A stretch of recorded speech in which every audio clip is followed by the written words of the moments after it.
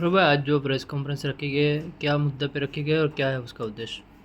तो सबसे पहले तो मैं आज रामनवमी है और रामनवमी के शुभ अवसर पर दादरा हवेली वासियों को शुभकामनाएं। साथ ही जो दादरा नगर हवेली में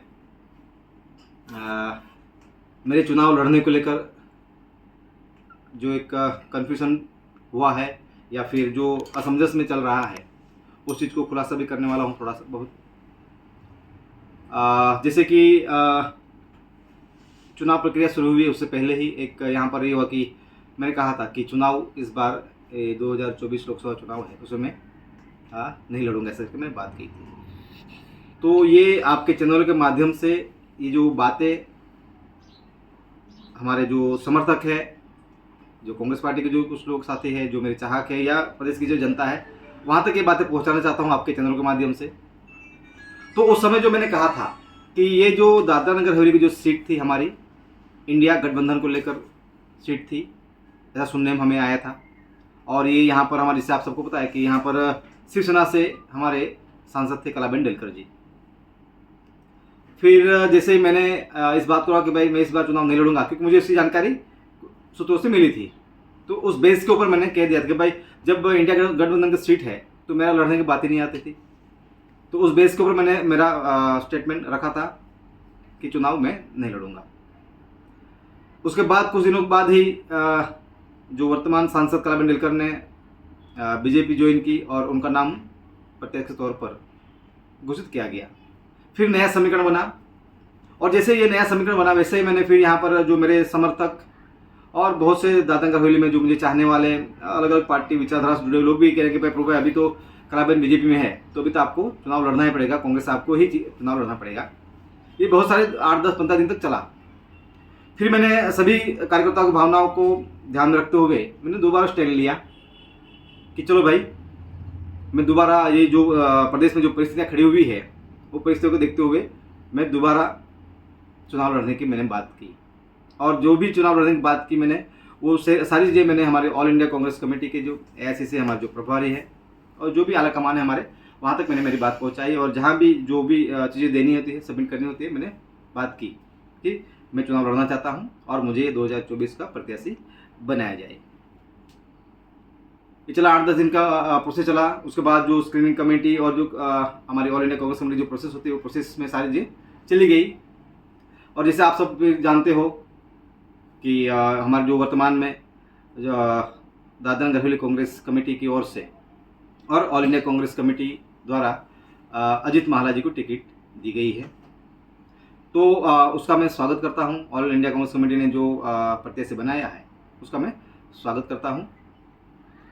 साथ ही जो मुझे टिकट नहीं मिली, ठीक है, वो आला कमान का डिसीजन है। और आप सभी जानते हैं कि दादरा नगर हवेली में कांग्रेस कमेटी में कांग्रेस पार्टी को लेकर मेरी क्या एक्टिविटी है, मैं क्या करता हूँ, क्या शासन प्रशासन के अगेंस्ट जो भी यहाँ पर जो भी चीज़ें होती है, वो हर चीज़ें में यहाँ पर 2019 के बाद में मैंने तो कोशिश यही की थी कि 2024 में पूरी ताकत से चुनाव लड़ेंगे, लेकिन किन्हीं कारणों की वजह से मुझे टिकट नहीं मिला है। लेकिन ठीक है, साथ ही मुझे यहाँ पर आप देख रहे हैं कि वलसाड़ लोकसभा विस्तार में मुझे कांग्रेस पार्टी ने सह प्रभारी बनाया हुआ है। वहाँ पर मैं वर्तमान में कार्यरत हूँ और वहाँ पर मैं अभी जो मुझे प्रभारी की जिम्मेदारी मिली है, तो वलसाड़ डिस्ट्रिक्ट में लोकसभा क्षेत्र में जहाँ करीब 7 विधानसभाएं हैं, वहाँ प्रत्येक जगह पर जाकर मेरा कैंपेनिंग या जो भी मेरा जो काम है वो मैं काम कर रहा हूँ। साथ ही आपके चैनलों के माध्यम से ये भी मैं बात कुछ करना चाहता हूँ कि कई बार ऐसा हुआ है कि प्रभु टोकिया को लेकर कि कांग्रेस पार्टी में प्रभु टोकिया का क्या पद है ऑफिशियल तौर पर, तो आपको मैं स्पष्ट कर दूँ। जैसे ही 2019 लोकसभा में मुझे कोऑर्डिनेशन कमेटी का मेंबर बनाया गया था, उसके बाद 2020 में यहाँ पर मुझे कन्वीनर कैंपेनिंग कमेटी, ऑफिशियली मैं यहाँ पर कन्वीनर हूँ। उसी हम लोग 4 लोगों की नियुक्ति हुई थी उस समय पर 2020 में, जिसमें कार्यकारी अध्यक्ष महेश शर्मा जी, कोऑर्डिनेशन कमेटी के में थे ये केशुभाई पटेल, फिर कन्वीनर कैंपेनिंग कमेटी मैं खुद, और कोऑर्डिनेशन कमेटी मेंबर के तौर पर विक्रम भाई परमार जी। ये 4 लोगों की हमारी कमेटी बनी है। तो मैं ऑफिशियली कन्वीनर कैंपेनिंग कमेटी में यहाँ पर दादरा नगर हवेली में कमेटी में हूँ, उसकी मैं आपको कॉपी भी दे दूँगा। साथ ही एक आपके माध्यम से कई ये भी है कि प्रभु अभी कुछ कन्फ्यूजन चल रहा है कि भाई प्रभु क्या चुनाव लड़ेगा कि नहीं लड़ेगा, ये तो मैं आपको स्पष्ट कर दूँ, क्योंकि कांग्रेस पार्टी का एज अ लीडर हूँ, कांग्रेस पार्टी के एक जिम्मेदार पद पर हूँ। तो जब हमारी पार्टी ने किसी दूसरे व्यक्ति को टिकट ऑलरेडी दी है तो मेरा लड़ना नहीं लड़ने की बात ही नहीं आती है। मेरा स्पष्ट है इसमें कि कांग्रेस पार्टी की जिस प्रत्याशी को प्रत्याशी बनाया गया है हमारे, उसको मैं समर्थन है मेरा। और जहाँ कहीं भी एज अ प्रचार करने की बात आती है तो जैसा भी हमारे प्रभारी या ऑल इंडिया कांग्रेस कमेटी में जैसा भी आदेश आएगा वो काम मैं करूँगा। साथ ही मैं ये भी कहना चाहूँगा आपके चैनल के माध्यम से कि प्रदेश में 4 साल 10 महीना सतत मैं एक्टिव रहा हूँ। शासन प्रशासन के हर प्रदेश के मुद्दों को लेकर मैंने शासन प्रशासन से रजूआत करने से लेकर लड़ाई की हुई है। मैं इस बार चुनाव नहीं लड़ रहा हूँ, इसका मतलब ये नहीं कि मैं राजनीति से बाहर हो गया हूँ।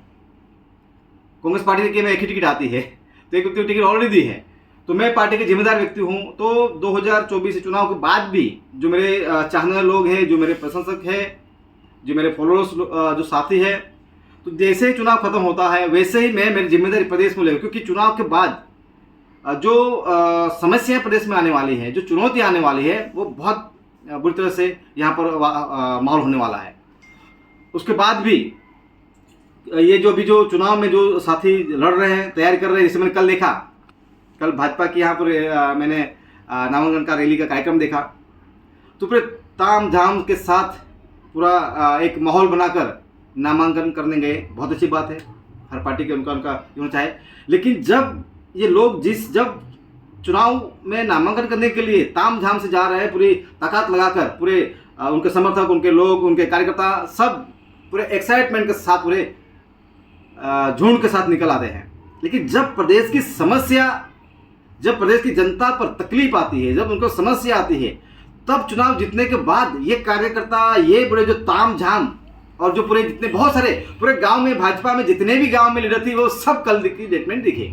लेकिन चुनाव खत्म होते ही ये सब अपने अपने घर में छुप जाते हैं। जब प्रदेश की जनता के हक अधिकार की बात आती है, ये जब अधिकारियों की तानाशाही मनमानी भरे जो जनता के ऊपर थोपे जाते हैं कायदे कानून, तब ये लोग कोई नहीं दिखते हैं। तो मेरा निवेदन है, मेरा अपील है आपके चैनलों के माध्यम से कि जब जनता के हक अधिकार की लड़ाई की बात आती है, प्रदेश के हित की बात आती है, तब भी इस तरह से जोश जुनून में पूरे ताम झाम के साथ निकले और प्रदेश की जनता के हक अधिकारी को सुरक्षा करें। प्रदेश को जो कुछ तानाशाह लेवल के जो अधिकारी हैं, उनके जो काले कानून जो जनता के ऊपर थोपे जाते हैं, ऐसे कानूनों से सुरक्षा की जाए, बचाया जाए। ये आपके चैनल के माध्यम से मैं कहना चाहता हूँ। प्रभु जी, कांग्रेस के कुछ लोगों ने अभी आपके अध्यक्ष के विरोध किया और जो ग्राउंड लेवल के जितने भी लोग थे उन्होंने अपने पद से राजीनामा दे दिया था, उसके बारे में आपका क्या कहना है? देखिए, यहाँ पर हर कोई स्वतंत्र है। मेरे साथ पिछले 5 साल से एक बार जब 2019 में मेरे हाथ में जब कांग्रेस की कमांड आई, उसके बाद सैकड़ों की तादाद में कार्यकर्ता मेरे साथ जुड़े। तो मुझे जो उनका जो रिपोर्ट मिला कि भाई जो हमारे कार्यकारी अध्यक्ष है महेश शर्मा जी ने, जो पुराने जो जितने भी कार्यकर्ता है, जो लोग हैं, उनको किसी भी प्रकार से कॉन्फिडेंस में नहीं लिया है, उनको विश्वास में नहीं लिया है और उनसे किसी भी प्रकार से उनके साथ में कोई वार्तालाप नहीं हुई है, तो उनको अंधेरे में रखकर टिकट दी गई है, ऐसा वो लोगों ने आरोप लगाया है। तो ये बात उससे कार्यकारी अध्यक्ष जो हमारे महेश शर्मा जी है, उनसे बात करेंगे इस संदर्भ में कि भाई वो जो ऑलरेडी पहले से जो कांग्रेसी लोग थे, वो ऑलरेडी जो 2020 में जिला पंचायत, नगर परिषद और ग्राम पंचायत चुनाव में कई साथी ऐसे जो 17-18 पंचायत में लड़ चुके हैं, ऐसे साथी भी थे। तो ये शायद मेरे ख्याल से एक कम्युनिकेशन गैप है, शायद हमारे अध्यक्ष जी और जो पुराने कार्यकर्ता के बीच में जो तालमेल नहीं होने के, ऐसा कुछ हुआ, ऐसा लग रहा है मुझे। प्रभु जी, आप प्रदेश की समस्याओं को लेकर जितना गंभीर रहते हैं, उतना अपनी पार्टी को लेकर आप गंभीर नहीं हो पा रहे हैं। आप लोग में सामंजस्य नहीं बन पा रहा है, प्रदेश प्रभारी से आपकी मुलाकात नहीं हो पा रही है। कांग्रेस के समर्थक जो हैं, कांग्रेसी समर्थक वो भ्रमित हैं, तो उनको क्या मैसेज, किस तरह से आप जो है विश्वास में लेने का प्रयास करोगे? नहीं, देखिए, यहाँ पर अभी मैं आपको ये बता दूं कि जिस हिसाब से कांग्रेस पार्टी को लेकर यहाँ की तमाम परिस्थिति मैंने हमारे जो एआईसीसी प्रभारी है मानिकराव ठाकरे जी, सारी समस्या है अब तक जो भी मेरे सामने आई है, मीडिया के सामने है, वो सारी चीज़ें हमने अवगत की है। एक दूसरी बात, अभी यहाँ पर जो जितने भी जो अनबनाव या जो भी जो घटनाएं हो रही है कांग्रेस पार्टी को लेकर, वो अभी ऑलरेडी हमारे कार्यकारी अध्यक्ष महेश शर्मा जी, वो उनका कार्य है, उनका काम है कि नए हो पुराने हो सभी कार्यकर्ताओं को एक साथ में लेकर चले और पार्टी को जो जिन प्रत्याशी को बनाया गया है अजीत महाला जी को, उनके समर्थन में एकजुट होकर कार्यकर्ताओं को एक मंच पर लाए और एक साथ में काम करे, तो उनकी जिम्मेदारी बनती है। लेकिन किन्हीं कारणों से अभी तक वो शायद वो कम्युनिकेशन नहीं कर पाए हैं, एक तो ये बात है। ये बहुत बड़ा कारण माना जाएगा। तो दूसरी बात, ये बड़ी बात है। दूसरी बात ये कि मुझे अभी ऑफिशियली अभी तक कार्यकारी अध्यक्ष या हमारे जो प्रत्याशी बनाए गए हैं अजीत महाला जी, अभी तक वो लोगों ने मुझे संपर्क नहीं किया है, इसलिए मैं इसके ऊपर अभी कोई बात नहीं कर सकता हूँ। तो आप ये कहना चाह रहे हैं कि बस 2 दिन नामांकन का दिन शेष रह गया है, तो आपको ये भी नहीं पता होगा कि कांग्रेस प्रत्याशी का नामांकन कब है? मैं सुबह 9 बजे से लेकर रात को 10 बजे तक वलसाड़ लोकसभा सीट पर एज अ सह तौर पर मेरी जो जिम्मेदारी दी गई है उस काम में फिलहाल तो मैं व्यस्त हूँ। अभी तक दादरा नगर हवेली को एज अ मैं कन्वीनर कैंपेनिंग कमेटी हूँ, बावजूद मुझे अभी तक हमारे कार्यकारी अध्यक्ष और ऑफिशियली जो हमारे प्रत्याशी हैं अजीत महाला जी ने किसी भी प्रकार से मुझे संपर्क नहीं किया है, तो मैं बोल ही नहीं सकता ना। तो प्रदेश के लिए क्या जिम्मेदारी रहती है? आप प्रदेश के लिए कोई, आप यहाँ के हैं दादरा नगर के लिए, तो आपका जिम्मेदारी प्रदेश के लिए कुछ भी नहीं है? नहीं, मेरी जिम्मेदारी है ना, मेरी जिम्मेदारी है। तो यहाँ पर अभी जिसको कांग्रेस पार्टी की जिम्मेदारी देगी, मैं कन्वीनर कैंपेनिंग कमेटी हूँ। अब मैं ये इसलिए जवाबदारी के साथ बोल रहा हूँ मैं कि कांग्रेस पार्टी को लेकर यहाँ मैं फेस हूँ, लेकिन कांग्रेस पार्टी की जो अभी ऑफिशियली एक जिम्मेदारी बनती है, जिनको टिकट दी जाती है या कार्यकारी अध्यक्ष है हमारी, और ये जो हमारी जो अभी 3-4 लोगों हमारी कमेटी है लोगों की है जो AICC द्वारा नियुक्त की गई है। तो ऑफिशियली अभी शायद 2 मेरे ख्याल से उनके प्रेस कॉन्फ्रेंस हुए हैं, तो 2 प्रेस कॉन्फ्रेंस की जानकारी मुझे नहीं है। मतलब डायरेक्ट इनडायरेक्ट में आपको, तो मुझे अभी तक कार्यकारी अध्यक्ष ने इन्वॉल्व नहीं किया है चुनावी किसी भी जो प्रक्रिया चल रही है उसमें मुझे अभी तक किसी भी प्रकार से इन्वॉल्व नहीं किया गया है। अगर सुना जाए, देखा जाए तो पूरे देश में जहाँ कांग्रेस का लहर जैसे चलने के लिए प्रचार चल रहा है, तो ऐसा नहीं लग रहा है प्रदेश में लड़ने से पहले ही कांग्रेस ने हार मान ली? क्या कारण रहेंगे आप कहना चाहेंगे तो? नहीं, इसमें भी मैं ऑल इंडिया लेवल की बात नहीं कर सकता क्योंकि मुझे उसकी मैं है ही नहीं वहाँ पर उस लेवल पर। लेकिन दादरा नगर हवेली में यहाँ पर बात की, हमारे जो भी टीम है आपके माध्यम से वहाँ पर बात पहुँचे, जो कार्यकारी अध्यक्ष है वो अपनी जिम्मेदारी निभाए, पुराने नए जो भी हमारे कांग्रेसी कार्यकर्ता है, कांग्रेस वर्कर्स है, वहाँ एक मंच पर लाए और जो भी प्रत्याशी बनाया गया है उनके लिए काम करे। और अच्छा माहौल है जिस हिसाब से अभी जो कांग्रेस के लिए एक अच्छा मौका है हमारे लिए कि जो ऑलरेडी जो पूरे 4-5 साल भाजपा के अगेंस्ट में शिवसेना की सांसद रही चुकी कला बेंडेलकर जी ने बीजेपी के अगेंस्ट मूवमेंट चलाई।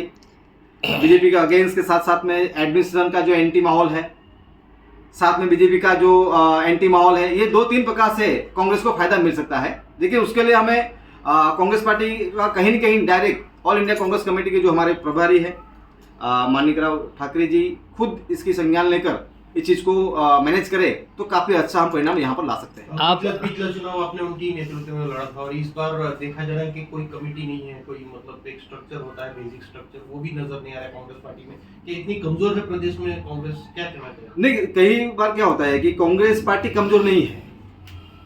कांग्रेस पार्टी जैसे आप देख रहे हैं कि हर चीज़ों को लेकर 5 साल हमने काम किया है पार्टी को लेकर, कि मैं खुद भी एक जिम्मेदार पद पर हूँ, लेकिन कहीं न कहीं अंदरूनी हमारी जो कमेटी बनाई गई है वो उस बीच में प्रॉपरली कोऑर्डिनेशन नहीं होने की वजह से कुछ ना कुछ थोड़ा बहुत अभाव तो है, ये मैं आपके सामने कह रहा हूं। आप बता सकते हैं कमेटी में कौन कौन है? कांग्रेस में सिर्फ 2 ही चेहरे नजर, आप एक जिसका एक्सेप्ट लगा एक आप में कांग्रेस में, और कौन कौन है कमेटी में? अभी मुझे ऑफिशियली कोई जानकारी नहीं है, इससे कि मेरे पास 4 लोग थे, जैसे कार्यकारी अध्यक्ष महेश जी है, केशुभाई थे है नहीं, फिर कन्वीनर मैं हूँ, और तीसरा ये विक्रम भाई, फिर हमारी एक शायद सेवा दल की टीम ये हुई है, कुछ यूथ के कुछ साथी हुए हैं।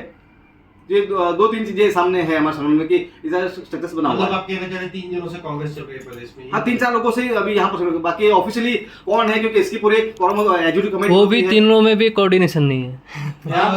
ऐसा लग रहा है कि लड़ने से पहले ही आपने कांग्रेस में हार मान ली, कहना सही होगा? नहीं, वो तो मैं कैसे कह सकता हूँ क्योंकि वो तो अभी ऑफिशियली हमारे कार्यकारी अध्यक्ष जो है वो पूरी कमान संभाल रहे हैं।